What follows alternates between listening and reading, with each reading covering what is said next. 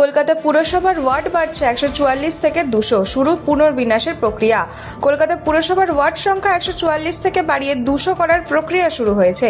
এই পুনর্বিন্যাসের ফলে প্রতিটি ওয়ার্ডে ভোটারের সংখ্যা প্রায় 16 থেকে 18 হাজারের মধ্যে রাখা হবে বলে জানিয়েছেন কলকাতা পুরসভার প্রশাসক স্মিতা বার্ডলে।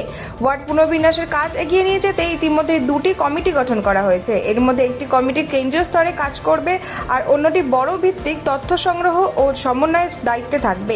প্রশাসনের পক্ষ থেকে জানানো হয়েছে, আধিকারিকরা বিভিন্ন এলাকায় ঘুরে প্রয়োজনীয় তথ্য সংগ্রহ করবেন। এই তথ্যের ভিত্তিতে নতুন ওয়ার্ড সীমানা নির্ধারণের কাজ সম্পন্ন হবে।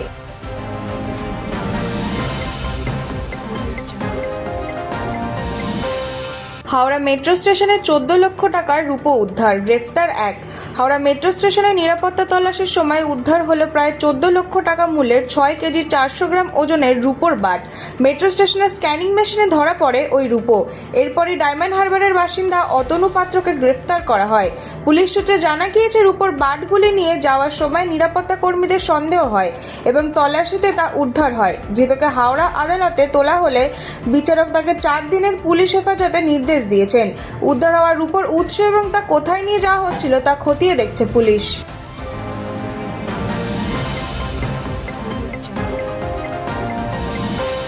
হুমায়ুন কবিরকে পরপর তলব, রেজিনগর থানায় হাজির আমজনতা উন্নয়ন পার্টি বিধায়ক।